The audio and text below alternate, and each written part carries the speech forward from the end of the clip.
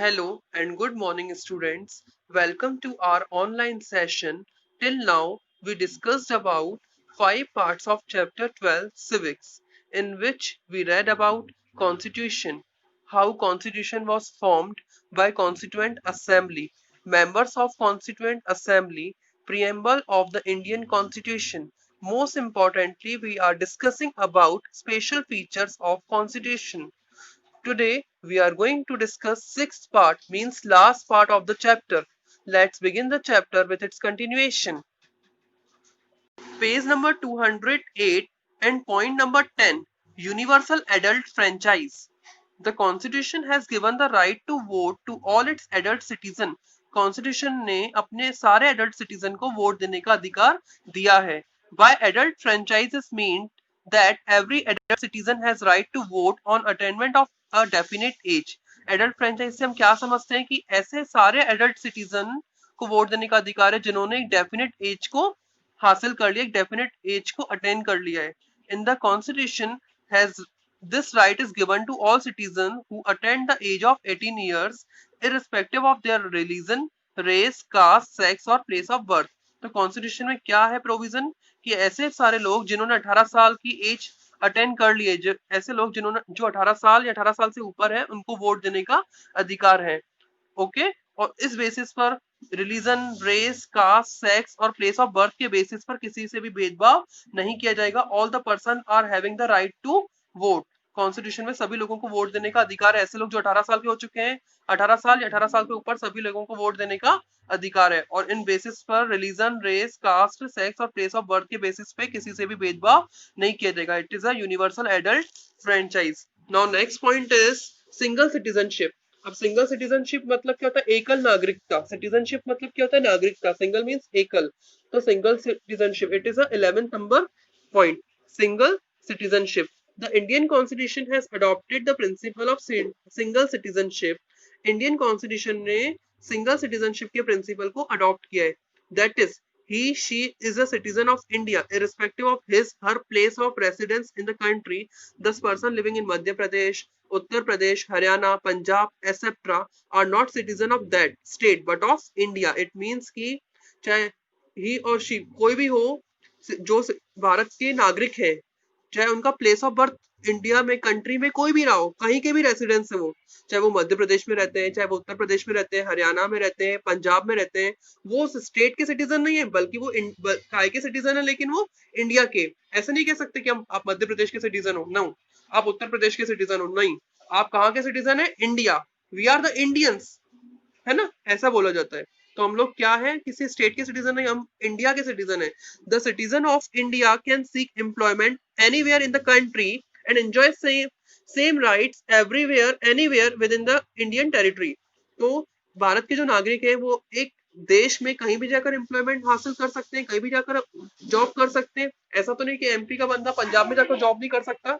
We can get employment everywhere in the country और सारे same rights को हम लोग एंजॉय कर सकते हैं. We are having the same right in the country.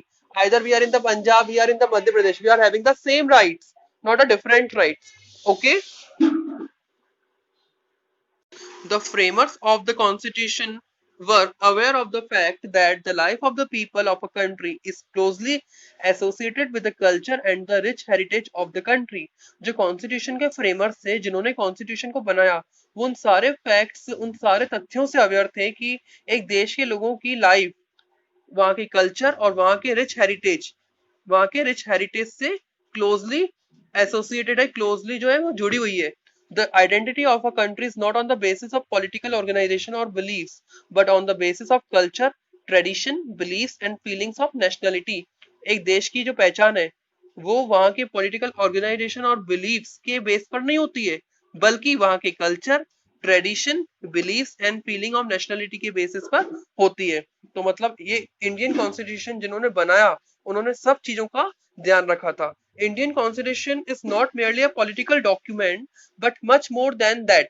जो भारत का कॉन्स्टिट्यूशन है, जो भारत का संविधान है, वो सिर्फ एक पॉलिटिकल डॉक्यूमेंट नहीं है कि बस रख दिया. वो उनसे कहीं ज्यादा बढ़कर है हमारे लिए.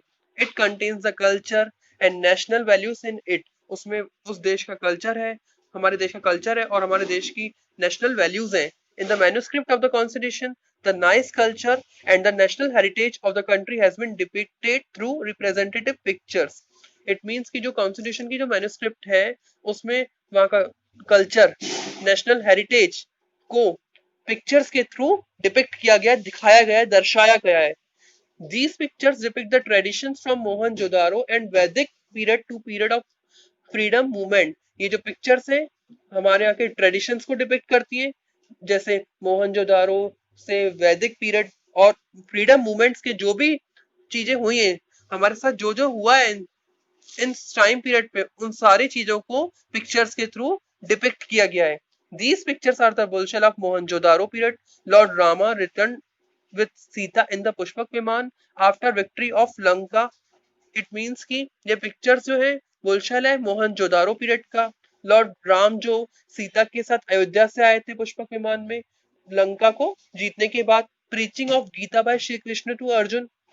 Okay, Lord Buddha, Mahavir Swami and Akbar, and in the background of Mughal architecture, Shivaji, Guru Gobind Singh, Tipu Sultan, the historical Dandi March of Mahatma Gandhi, the Himalayas and the Indian Ocean. तो ये सारी चीजें जो है हमारे constitution में जो inscriptions के थ्रू जो है सब कुछ दिखाया गया है. इट मींस कि हमारा कॉन्स्टिट्यूशन जो है वर्ल्ड का लार्जेस्ट और रिटन कॉन्स्टिट्यूशन है वर्ल्ड का, क्योंकि हमारे कॉन्स्टिट्यूशन में सारी चीजों को इंक्लूड किया गया है. हमारे कॉन्स्टिट्यूशन को बनाने में 2 years 11 months और 18 days का टाइम लगा था, जैसे कि हम लोगों ने डिस्कस किया था. इतनी सारी मीटिंग्स हुई थी और तो इतनी सारी चीजों के होने के बाद हमारा कॉन्स्टिट्यूशन जो है वो तैयार हुआ था. तो इस तरह से हमारा भारत का कॉन्स्टिट्यूशन जो सबसे बड़ा और लिखित कॉन्स्टिट्यूशन है इंडिया का, जिसमें हमने इतनी सारी चीजें डिस्कस की. So it was all about the constitution of India. Now let us discuss the exercise of the chapter 12, civics. So we are going to discuss the exercise. Choose the right option. The first is the constitution is. Constitution क्या है? Form government. Second, government of country. Third, documents of rules and laws. And the fourth is fundamental rights. What is the answer? Just answer me. क्या है constitution? Government है देश की, या form है government का, या फंडामेंटल राइट है कि डॉक्यूमेंट है, रूल्स हैं जिसमें लॉस हैं. So answer is third, documents of rules and loss. Question second, which of the following is not a speciality of the Indian constitution. ऐसा कौन सा जो है वो हमारे इंडियन कॉन्स्टिट्यूशन की स्पेशलिटी नहीं है. क्या पूछा? जो हमारे इंडियन कॉन्स्टिट्यूशन की स्पेशलिटी नहीं है, इनमें से कौन सी है जो इंडियन कॉन्स्टिट्यूशन की स्पेशलिटी नहीं है, नॉट पूछा है. तो सबसे पहले अपन एलिमिनेशन प्रोसेस का यूज करते थे 9th क्लास में, ऑप्शन को हटाते थे. जो आंसर नहीं हो सकता है पार्लियामेंट्री फॉर्म ऑफ गवर्नमेंट, ये तो स्पेशलिटी है, ये तो हो ही नहीं सकता आंसर हमारा, हटाओ से. Federal government, federal form of government, ये भी हमने स्पेशलिटी में पढ़ा है. Free and impartial judiciary, it is also speciality of the constitution. Unwritten constitution, unwritten है क्या कॉन्स्टिट्यूशन, कैसा है? रिटन. तो कौन सी नहीं है speciality? Fourth, unwritten constitution. So answer is fourth, unwritten constitution. Third, how many fundamental duties have been indicated in the constitution. कितनी fundamental duties को हमारे constitution में indicate किया गया है? 5, 14, 18 and 11. Answer is 11. 11 fundamental duties have been specified in the constitution. Now the fill in the blanks. First, the chairman of the constituent assembly was. कौन थे constituent assembly के chairman? Dr.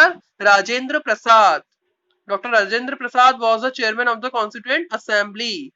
Second, Dr. Bhimrao Ambedkar, B.R. Ambedkar was the chairman of Constitutional Drafting Committee. The answer is Drafting Committee. So our answer is Drafting Committee.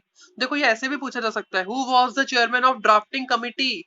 कौन थे drafting committee के chairman? Doctor Bhimrao Ambedkar, doctor B R. Ambedkar. Third, तो दोनों तरफ से पूछा जा सकता है आपसे वाइस वर्सा करके, तो आपको दोनों तरह से प्रिपेयर रहना है. Third, the newly drafted constitution was adopted by constituent assembly on. जो न्यूली ड्राफ्टेड कॉन्स्टिट्यूशन था वो कॉन्स्टिट्यूएंट असेंबली के द्वारा कब अडॉप्ट किया गया था? Answer is 26 November 1949. Answer is 26 November 1949. Fourth, The right to equality is one of the described in the constitution. Right to equality, आप याद करिए जब आपको फंडामेंटल राइट्स मैंने पढ़ाए थे तो फर्स्ट राइट पढ़ाया था राइट टू इक्वालिटी. तो राइट टू इक्वालिटी क्या है? फंडामेंटल राइट है. तो answer is fundamental rights. Answer क्या होगा? Fundamental rights. Now match the followings. First match करना है हमें the chairman of constituent assembly, कौन थे कॉन्स्टिट्यूएंट असेंबली के चेयरमैन? अभी जस्ट डिस्कस किया है हमने, कौन थे बताओ? Doctor Rajendra Prasad. Second, speciality of the Indian constitution, क्या है स्पेशलिटी? सेक्युलरिज्म। आंसर क्या होगा? सेक्युलरिज्म। हमने थर्ड पॉइंट में डिस्कस किया था स्पेशलिटी के, थर्ड नहीं सॉरी फोर्थ पॉइंट में डिस्कस किया था सोशलिस्ट एंड सेक्युलर। तो आंसर क्या हो जाएगा इंडियन कॉन्स्टिट्यूशन की speciality? Secularism. Third, the chairman of the drafting committee of the constitution, who was the chairman of the drafting committee? Answer is doctor Ambedkar, doctor Bhimrao Ambedkar, अभी हम discuss कर चुके हैं ऊपर ही। The member of the constituent assembly from Madhya Pradesh, Madhya Pradesh के कौन से कॉन्स्टिट्यूएंट असेंबली से मेंबर थे? सेठ गोविंद दास, answer is Seth Govind Das. Fifth, protection of public property, public property का प्रोटेक्शन क्या है? फंडामेंटल ड्यूटी है, it is our fundamental duties. So this was all about the exercise. अब एक्सरसाइज आपको मैं बुक में फिल करवा ही रहा हूँ, बट आपको क्वेश्चन आंसर्स आपको स्कूल से जो प्रोवाइड हो रहे हैं नोट्स, तो आपको क्वेश्चन आंसर्स उसमें से लर्न करना है, नोट्स में से। तो आप क्वेश्चन आंसर्स नोट्स में से लर्न करना स्टार्ट कर दीजिए। Geography notes you have got from the school, तो आप उनको बिल्कुल लर्न करना स्टार्ट कर दीजिए। ओके, और भी आपको नोट्स धीरे धीरे प्रोवाइड होते जाएंगे स्कूल से, आप लर्न करना स्टार्ट रखिए अपना। Okay, so it was all about the exercise. So thank you very much, students. In the next session, we will discuss about the history portion. Okay, thank you.